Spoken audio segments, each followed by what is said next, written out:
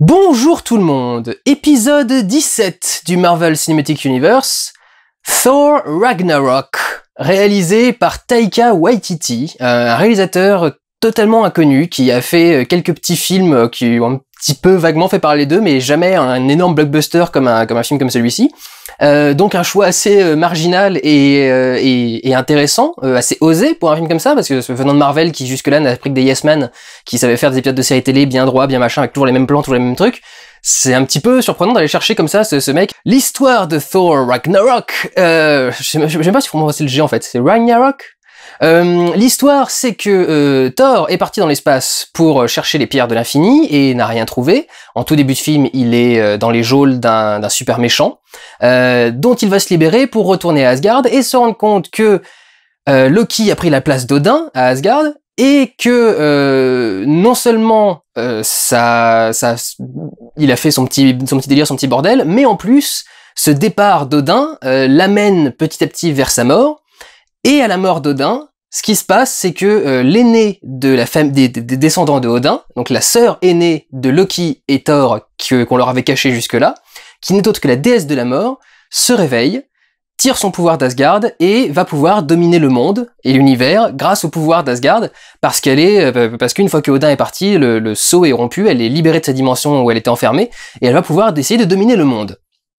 Peut-être d'ailleurs une mise en place pour Avengers, parce que en principe Thanos et le Grand de l'Infinité sont très liés à la déesse de la mort. Je dirais que ce film-là fait difficilement le lien entre les deux, parce que vu la fin du film, je sais pas trop où elle va revenir, mais bon, c'est un Marvel, donc je suppose qu'elle va revenir. Ce qui la fout mal, c'est que dès qu'elle est revenue, Hela, qui est donc le nom de la déesse de la mort, a fait exploser Mjolnir, le marteau de Thor, donc il n'a plus aucun moyen d'attaquer, il n'a plus son arme, il se pense donc destitué de tous ses pouvoirs, même s'il est encore asgardien et qu'il a encore une certaine puissance, il n'a plus sa capacité à faire invoquer le tonnerre, et donc il va être dans la merde et va devoir, à la suite de plusieurs péripéties, essayer de régler cette affaire, de pouvoir retourner à Asgard, parce qu'il est perdu pendant une bonne partie. Elle l'a projeté, elle et Loki, lui et Loki, dans une espèce de dimension poubelle, une dimension décharge gérée par Jeff Goldblum. Et donc Thor va devoir essayer de s'en sortir pour retourner à Asgard et peut-être sauver Asgard, mais en tout cas sauver son peuple.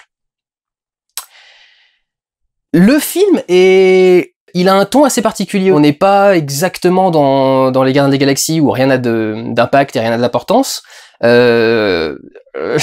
Encore que, ça dépendra, on va y revenir. Mais c'est vrai que c'est un épisode un petit peu plus fun. Je dirais pas forcément que c'est un des plus marquants non plus, ni un des meilleurs, ni un des plus intéressants. Il y a plein de choses, par exemple, qui ont été vendues et qui vont pas vraiment être utilisées dans ce film. Notamment Doctor Strange, il y a quand même eu une scène post-générique à la fin de Doctor Strange pour dire que Doctor Strange reviendra et aidera Thor, etc. Que dalle, il a 5 minutes dans le film. Il y a une scène ou deux. Maxi, en montage ça fait une scène, mais ça devait être 2 dans le script, ou 2 ou 3. Mais franchement, il est là 5 minutes. Maximum. Et il ne sert à rien.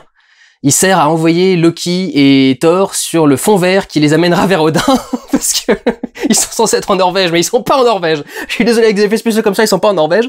Et donc voilà, c'est la seule chose à laquelle sert Doctor Strange. Donc c'est un petit peu surprenant. Hulk est beaucoup plus dans le film. Il y a pas mal d'humour vis-à-vis de Hulk, dont l'un notamment, donc j'aurais pas cru le voir dans un film comme ça, mais bon, c'est passé. Blague de cul. Et je trouve qu'il sert à pas grand chose non plus. C'est-à-dire que c'est une décharge comique. Il permet du coup de faire rigoler un petit peu, mais il est pas forcément très très utile aux événements du film et au plan final et au climax et à tout ce qui s'ensuit. Et il fait partie de ceux qui atténuent un peu certaines scènes. C'est-à-dire qu'il y a une scène à un moment qui devait être plus dans le grandiose et plus triste, et il arrive dedans et il vient foutre la merde et enfin bon, c'est con. Le problème est le suivant. Taika Waititi est un mec qui fait plutôt de l'humour, à la base. C'est bien un mec qui a plutôt un humour assez décalé. Son truc, c'était un truc sur les vampires, et c'était genre les vampires avec une vie normale, entre guillemets. Donc c'est quelque chose qui est assez axé sur l'humour. Et le MCU, en général, est très basé sur l'humour. Et c'est en ça, en fait, que la formule du MCU se perd. C'est-à-dire qu'à force d'essayer de tout faire, quand ils font quelque chose, même s'ils le font au max, t'as l'impression que c'est la même chose qu'avant. C'est-à-dire que oui, du coup, j'ai bien rigolé devant Thor Ragnarok, mais après tout, j'ai rigolé aussi devant Doctor Strange, et j'ai rigolé aussi devant certains trucs de Ant-Man, et enfin, pas forcément d'ailleurs, mais mais enfin voilà, c'est l'humour fait partie maintenant de la marque MCU, et donc faire de l'humour dans un film du MCU, ça se voit plus tant que ça. Et alors qu'il y a pas mal de blagues qui passent bien, et je pense que l'ambiance générale du film aurait pu vachement bien passer si ça avait été genre une espèce de coup de frais d'un seul coup dans le MCU, et d'un seul coup vers de l'humour, et au final, ben non, ça devient assez lambda, ça devient assez classique, sans avoir l'effet Doctor Strange et enfin MCU en général, de désamorcer les moments importants, ce qui ne veut pas dire que les moments importants sont forcément très très bien gérés non plus. C'est-à-dire qu'il n'y a pas du coup, il va y en avoir, mais ça va être quand même beaucoup plus discret, ça va être concentré sur un personnage qui s'appelle Krug, qui est joué par Taika Waititi justement, qui va des fois faire des commentaires sur des passages qui sont censés être un peu lourds et un peu profonds, et qui c'est chiant parce que ça te sort du truc, mais ils ont pas besoin d'humour pour atténuer l'importance de certaines scènes, parce que il y a la mort d'Odin, par exemple, c'est un élément du scénario, c'est ce qui déclenche la venue de la méchante, donc je suis obligé de vous le dire à un moment ou à un autre. C'est tant pis, hein. De toute façon, il a jamais été très utile dans les films de Marvel non plus, on va pas dire que c'est un gros spoiler, mais la mort d'Odin débarque, mais comme un prout dans le montage. C'est-à-dire que le mec est en train de parler, il finit une phrase, et genre le plan d'après, on a le cut, et d'un seul coup, le mec est en train de se décomposer en un truc d'or. T'as même pas un petit moment de silence, un petit moment posé où il serait juste, vous savez, le père et les deux fils, qui sont assis, qui regardent de loin et qui bougent plus, ou les fils qui regardent le père, ou un truc dans ce genre-là, et après, tu fais une petite poussée de poussière qui s'en va, non. Tout de suite, coupé, et on a le truc direct, et du coup, c'est un peu dommage, quoi, tu te fais, oh bah non, ça allait être une scène qui passait bien et tout, c'est dommage. Et puis l'introduction, par exemple, où je vous ai dit, Thor, au tout début du film, est fait prisonnier par un méchant, et il est au bout d'une chaîne, et il est donc ficelé au bout d'une chaîne, et il est en train de tourner au bout de la chaîne. Et pendant toute la scène d'intro, il y a le méchant qui est en train d'essayer de faire son grand discours, alors son grand discours qui est pas très grandiloquent, parce que justement, il en fait pas des caisses, et à chaque fois que Thor, du coup, lui tourne le dos, il lui fait la blague du attends, faut que j'arrête 10 secondes, le temps que je finisse de tourner, machin, pour revenir sur le truc. Et tu fais c'est con, enfin vous êtes pas obligé de le faire tout de suite, ça peut être bien de le distiller un petit peu à certains moments et de le faire venir dans un endroit particulièrement intéressant. Bon, effectivement, c'est le premier méchant qui l'affronte dans le film, donc on suppose qu'il va pas qu'il va pas perdre, et que ça va être juste une péripétie avant de lancer le film, mais quand même, quoi, c'est un peu con. Cela dit, il y a beaucoup de moments où l'humour marche très très bien, et là on va du coup passer à ce que l'humour peut apporter d'intéressant au film. Et il y a plein les personnages en fait sont faits pour nous faire ressentir de l'humour. Il y a des personnages qui sont assez nobles, mais qui ont aussi un sens comique qui est utilisé assez rapidement. Notamment, par exemple, alors comment s'appelle-t-elle? Je pensais qu'elle aurait un nom, mais non, c'est Scavengers numéro machin, 142, je crois, la Valkyrie.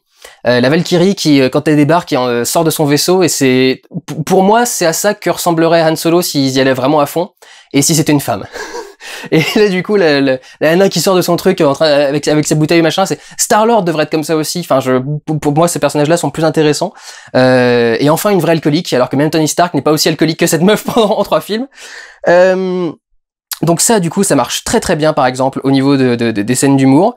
Il y a la méchante qui est traitée avec quelque chose d'impressionnant et d'imposant, mais aussi également avec certains moments d'humour. Elle est très consciente d'être méchante, et elle en profite un petit peu. Je crois que c'est la première méchante, il me semble, hein, dans un Marvel. Il me semble qu'on n'a jamais eu une méchante jusque-là. Donc elle en profite un petit peu, et elle apprécie son truc. Et à un moment, elle est en train de regarder les soldats qu'elle a tués, et elle fait tout ça parce qu'il n'avait aucune vision. Triste. Et juste la façon de le dire et le machin, ça marche super bien. Et en plus, c'est un petit tacle à Trump, parce que c'est lui qui sort des sad tout le temps. Donc c'est exactement ce qu'elle fait. Elle arrive et elle sad. Je trouve que ça rendrait super bien. Donc voilà, non seulement elle est classe, mais elle arrive à conserver un peu d'humour et un peu de classe. Un peu à la Loki. Justement, en parlant de Loki et d'humour, les réactions de Loki quand il voit Hulk. Très bien trouvé. C'est vraiment très bien joué. Tom Hiddleston est très très doué pour jouer le truc, et tu savais forcément qu'il y allait avoir un petit peu d'appréhension de la part de Loki de revoir Hulk, mais là du coup je trouve que ça rend vraiment super bien, et il joue le truc à fond, et pour le coup ça marche vraiment très très bien. Quand ils y vont à fond, généralement ça marche bien, mais je vous dis, le problème c'est qu'il y aller à fond dans l'humour dans un Marvel, c'est un peu ce qu'ils font tous, quoi. C'est ce qui permet de vendre la méthode MCU, c'est de foutre de l'humour toutes les 10 secondes, et qu'on ait tout le temps une blague pour dédramatiser la tension, pour te faire apprécier un personnage si tu l'apprécies pas à la base, etc. Donc voilà. là, pour le coup, c'est un petit peu énervant. Un autre domaine qui est un peu commun à tous les les films du MCU et qui est pour le coup bien plus exploité ici que dans d'autres, et ça a toujours été la marque de fabrique de Thor, c'est la science-fiction. Parce que je vais pas vraiment me souvenir de Thor Ragnarok. C'est un des films du MCU comme un autre, mais il me restera en tête, lui au moins, contrairement aux autres, ne serait-ce que parce que lui au moins a une vraie recherche et des vrais décors. Et te propose un vrai environnement très original, bien qu'un petit peu inspiré du 5e élément, la ville elle-même et certains des designs ressemblent à des créatures et des personnages du 5e élément, ou de Valérian par exemple, qui est la poursuite de l'esprit du 5e élément. Mais tout ce peuple qui vit dans cette espèce de dimension des charges est vraiment ultra intéressant, super coloré. Il y a plein de choses qui se déroulent dans cet univers-là qui sont intéressantes à découvrir. Du coup, on découvre un univers, c'est aussi quelque chose qu'on a rarement dans un film du MCU maintenant, c'est de pouvoir découvrir un univers. Généralement, il se passe sur Terre et tu te fais un petit peu chier, quoi, parce que tu sais exactement où t'es. Là, pour le coup, on a un film d'exploration avec un nouvel univers. Et contrairement au Thor précédent, qui s'appelait comment? Je sais plus. Darkness, enfin, un truc avec un méchant qui sortait de l'ombre. Et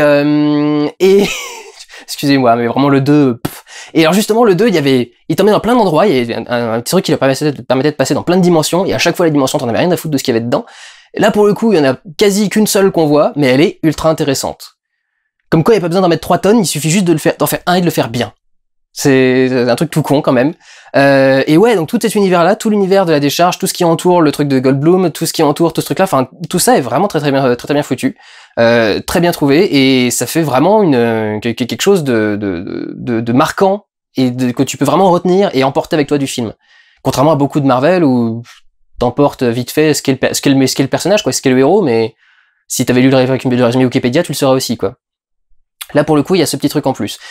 Petite trace d'humour d'ailleurs c'est rigolo de dire trace avec ce qui va sortir. Il y a des portails dimensionnels et le plus gros s'appelle le cul du diable, l'anus du diable. C'est voilà. J'ai pas trouvé ça extrêmement intelligent comme blague, mais bon, ça passe, c'est très bien. Il y a juste un truc qui a un nom débile, très bien, on va faire avec. Toujours dans cette notion de science-fiction, ce qui est intéressant, c'est aussi Asgard, qui avait subi un Game of Throneage profond dans le deuxième film qui était réalisé par Alan Taylor, qui était un réalisateur de Game of Thrones, qui avait beaucoup officié sur Game of Thrones et qui avait fait beaucoup de leurs épisodes. C'est en ça que c'est intéressant, les réalisateurs télé, si vous savez pas, ils sont très efficaces. Ils tournent très vite, parce qu'ils sont habitués à tourner pour la télévision, qui tourne 7 minutes par jour. Le cinéma tourne 2 minutes par jour. Donc si tu fais un mec qui s'en tourner 7, il peut en faire 2 très très bien, s'il sait en faire 7 rapidement et bien. Donc c'est pour ça qu'on récupère les gens de la télé, mais ils ont souvent une mise en scène qui va avec cette rapidité, c'est-à-dire une mise en scène pas très originale. Donc voilà, mon petit tacle habituel à Alan Taylor qui a fait un truc pas intéressant du tout avec Thor 2. Et là du coup, et qui avait surtout Game of Thronesisé Asgard, qui était devenu un truc avec de la pierre partout, de la terre quand tu marchais au sol. Alors c'est censé quand même être le royaume des dieux, quoi. Le truc, le premier film on l'a vu, il y avait de l'or partout, du marbre et des machins. Non, les mecs qui marchent sur de la boue et sur de la terre, y a aucun problème. Et là, ça y est. Du coup, avec Taika Waititi et cette bonne science-fiction qui va jusqu'au bout, la ville de Asgard est redevenue une vraie ville de science-fiction, avec un vrai design de science-fiction, tout en mélangeant ses racines médiévales. Donc ça devient un mélange de médiéval science-fiction, qui passe du coup vraiment très très bien, plus que du pur médiéval comme c'était fait dans le film d'avant.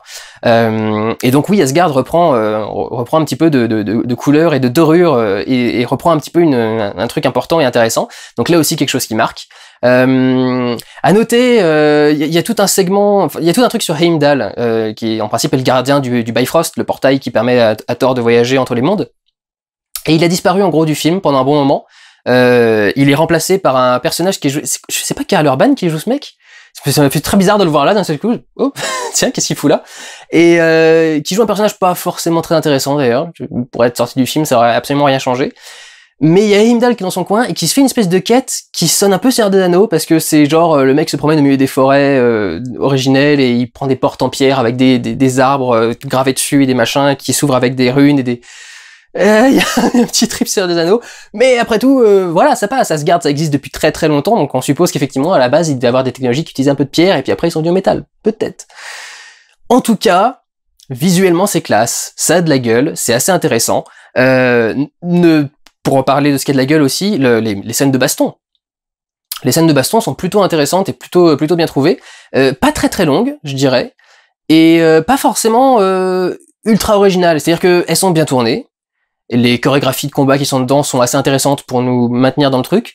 Mais c'est pas non plus le truc le plus impressionnant que t'aies vu de ta vie. Je sais pas si c'était dans le premier, ça m'évoque quelque chose. C'était peut-être dans le premier. Mais il a fait des plans marteau. C'est-à-dire des plans où on est sur Mjolnir qui est au centre de l'écran et on suit le marteau pendant qu'il est en train de voler entre les gens et de voltiger entre les trucs. Donc il y a quand même y compris dans les scènes d'action, des décisions de mise en scène assez intéressantes. Il y a certaines scènes qui se déroulent dans des conditions particulières qui vont leur permettre de sauter d'un truc en truc et du coup faire des plans un peu plus osés au niveau de la mise en scène des scènes de baston. Mais sinon c'est vrai que c'est pas extrêmement marquant non plus quoi. Mais c'est bien fait. C'est ça qui est intéressant. Mais on sent que c'est pas vraiment ce qui va l'intéresser le plus de faire une scène de baston. La méchante semble très puissante parce qu'elle a principalement un pouvoir qui envoie des lames partout. Mais c'est vrai que les combats eux-mêmes manquent un petit peu d'un côté impressionnant. On aurait pu faire un petit peu mieux. Notons d'ailleurs au passage que les effets spéciaux sont vraiment pas les plus beaux que j'ai pu voir jusque-là, en particulier dans le MCU. Ils nous ont habitués un petit peu mieux. Et c'était déjà le cas pour d'autres films. Le Wonder Woman qui est sorti il y a pas longtemps avait des effets spéciaux pas terribles non plus, mais là celui-là non plus. Et je me dis putain quand même c'est les films qui vont le plus d'entrées en ce moment. Enfin, il faudrait peut-être faire un petit peu plus attention au résultat final de ce que tu donnes quoi. Un peu étrange. Pour le reste de la réalisation, là aussi, contrairement à ce qu'avait fait Alan Taylor, on regagne en grandiose. C'est-à-dire qu'on a enfin un mec qui recompose ses plans, qui fait des trucs avec des profondeurs intéressantes, avec des hauteurs de caméra intéressantes, qui fait qui centre ces éléments dans le cadre de façon intéressante. Là, il exploite la 3D, je pense pour la première fois dans sa mise en scène, je pense qu'il a jamais eu l'occasion de le faire. Il a trouvé un plan que je trouve vachement intéressant. On a tout un tas de personnages qui sont en train de marcher sur un sol en miroir, et la caméra est à la base au-dessus d'eux, au-dessus du truc en miroir, et en fait elle se rapproche et petit à petit tu te rends compte qu'en fait elle était dans le reflet et que d'un seul coup elle arrive en dessous, et le truc en 3D en plus rend super bien, et comme le miroir sont parfaitement réfléchissants, t'as l'impression que le mec se marche sur lui-même au-dessus du vide, enfin et en 3D ça rend magnifique, donc vraiment le plan sublime, et la plupart des plans du film sont extrêmement bien sont extrêmement bien trouvés, extrêmement bien réalisés et assez jolis. C'est intéressant d'ailleurs de parler de Wonder Woman avec les effets spéciaux justement. J'ai l'impression qu'il y a des réponses en fait. C'est marrant parce que Marvel a l'air de répondre à tout ce que fait Marvel à chaque fois. C'est-à-dire que Civil War pareil, c'était évidemment une réponse à Batman v Superman. C'était on va se faire affronter nos héros, nous aussi, mais alors que vous commencez à peine, mais nous on a déjà plein de héros, donc on va les faire s'affronter, ça va être encore plus machin. Et là ça a l'air d'être une réponse un petit peu parce que les Valkyries qui sont ici ressemblent énormément aux Amazones qui pouvaient y avoir dans Wonder Woman, et leurs histoires sont plus ou moins similaires. Alors c'est pas exactement ce qui est arrivé aux Amazones de Wonder Woman, mais il y a un thème commun dans le côté du grand ennemi et du dieu qui envoie ses sbires féminines pour les battre, et tous les plans, parce que c'est pour ça que j'y suis venu, tous les plans en fait d'affrontement entre les Valkyries et leur ennemi sont très beaux, mais évoque d'assez près les plans de Wonder Woman également. Enfin, c'est un peu de l'espèce de tableau ou de fresque. Alors, eux, ils ont pas fait exprès de reproduire le style comme l'a fait Wonder Woman, mais ça ressemble un petit peu à ces grandes tableaux, ces grandes peintures à l'huile, ces grands tableaux qui décrivent des événements mythologiques. Et ça ressemble effectivement à ce genre de choses, quoi. Surtout que c'est en ralenti, donc on voit les nanas qui sont en train d'avancer avec leurs chevaux, on voit toutes les épées qui avancent en même temps, mais tout est ralenti, donc tout a l'air presque fixe et d'avancer très lentement. On a les nanas qui sont en train de tomber, pareil, au ralenti complètement. Enfin, c'est très beau, mais c'est vrai qu'il y a quelques échos de Wonder Woman à certains moments. Reste que c'est effectivement très bien fait, et que encore une fois, ce genre de plan, c'est pas Alan Taylor qui nous aurait foutu. Putain, mais il a fait un boulot de merde sur Thor 2, c'est incroyable. Pour finir, vite fait, les scènes post-génériques ne servent à rien. La première est censée t'annoncer Avengers, mais il y a rien qui t'annonce Avengers. Enfin, tu vois juste un truc arriver et tu sais pas ce qu'il y a dedans, tu sais pas qui c'est, tu sais pas machin. Donc, comme d'habitude, les scènes post-génériques à la Marvel où tu comprends rien, il faut avoir un mec qui connaît Marvel à côté de toi qui va t'expliquer tout une fois que tu sors du truc de la salle, comme ça t'es prévenu pour le prochain film. Toujours la même technique, comme quoi même s'il y a un petit peu d'originalité, c'est quand même une répétition de la même formule. Vite fait dans les petits trucs un peu rigolos par rapport à l'univers lui-même.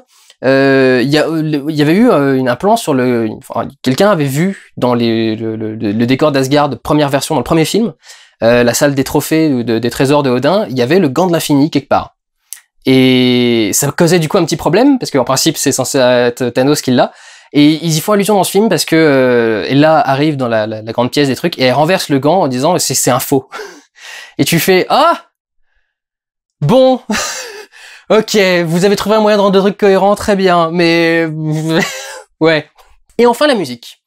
Ils ont bien mis la musique de Led Zepp, Immigration Song, qui était dans la bande-annonce dans les premiers trailers et qui avait beaucoup fait pour l'aura du trailer.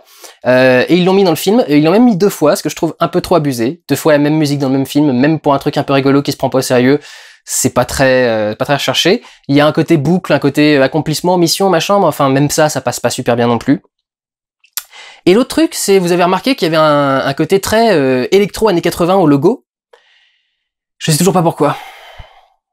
Et le truc, c'est que dans le film, on n'a pas ce logo-là déjà. On a un autre logo qui fait un petit peu technologique, mais pas technologique genre années 80.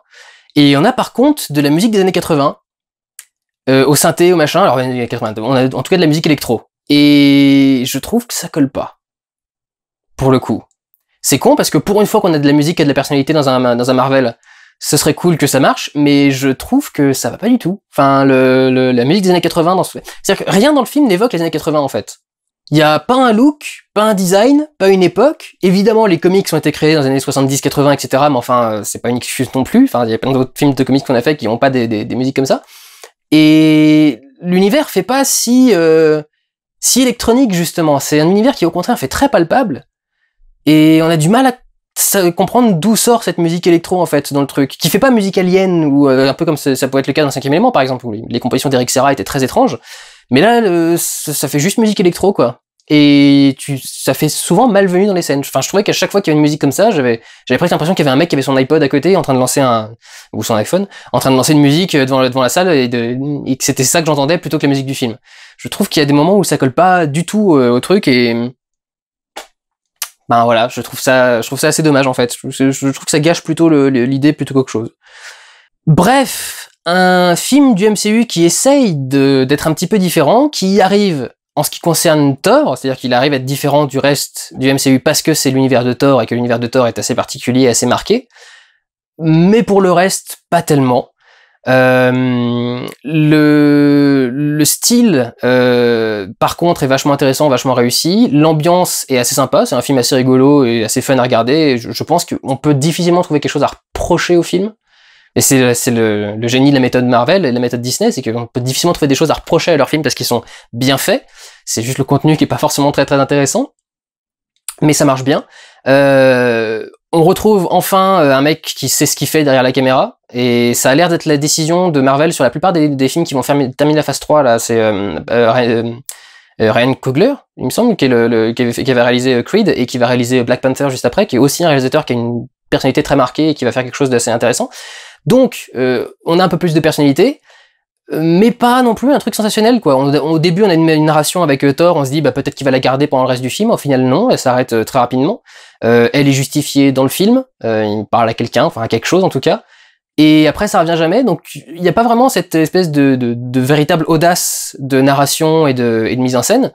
Ça reste plus intéressant et plus recherché, esthétique que la plupart des films du MCU que j'ai vus récemment.